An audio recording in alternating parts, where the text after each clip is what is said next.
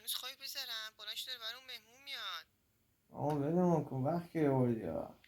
پسر گلم، همون دختر مشید خانم میخوام برات بیارم، همون که میخوایم براش خواستگاری بریم. بلند شو.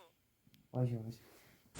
توی بهشت عجب داره جشن و سروری، توی بهشت عجب داره جشن و سروری، همشون کن پسر جوری.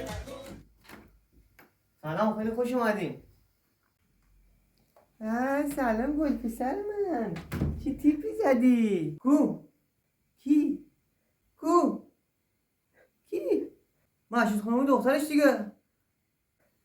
کی گفتم بابا، رفته بودم خط انا. برو بمشی بابا.